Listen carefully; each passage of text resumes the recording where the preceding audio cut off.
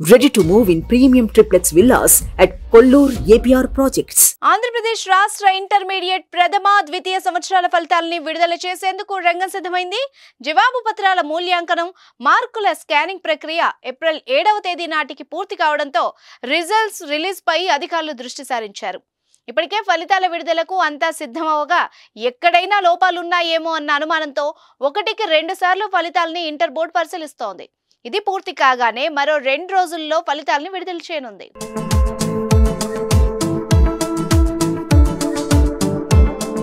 మొదట ఈ నెల 15న విడుదల చేయాలని భావించినా కూడా 12వ తేదీ నాటికే ఇంటర్ ఫలితాలు వెలువరించేందుకు ఇంటర్ బోర్డు సన్నాహాలు చేస్తోంది. ఏవైనా సాంకేతిక సమస్యలు తలెత్తితే మాత్రం 1-2 రోజులు ఆలస్యం అయ్యే అవకాశం ఉంది. ఫస్ట్ ఇయర్, సెకండ్ ఇయర్ ఫలితాలని ఒకేసారి విడుదల చేయనున్నారు. ఈ ఏడాది మార్చి 1 నుంచి 20 వరకు ఇంటర్ పరీక్షలు జరిగాయి.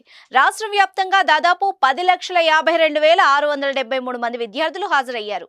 వీళ్లలో ఇంటర్ మొదటి ఏడాది విద్యార్థులు 5,17,617 మంది కాగా, ఇంటర్ రెండో ఏడాది 5,35,056 మంది విద్యార్థులు పరీక్షలు రాశారు. పబ్లిక్ పరీక్షల్లో 75 మంది విద్యార్థులు మాల్ ప్రాక్టీస్ కు ప్రయత్నించగా వీళ్లపై పోలీసులు కేసులు నమోదు చేశారు. మరోవైపు తెలంగాణలోనూ ఇంటర్ జవాబుల పత్రాల మూల్యాంకనం పూర్తయింది. ఫలితాలను ఏప్రిల్ 4వ వారంలో లేదంటే మే మొదటి వారంలో ప్రకటించేందుకు ఇంటర్ బోర్డు కసరత్తులు చేస్తోంది.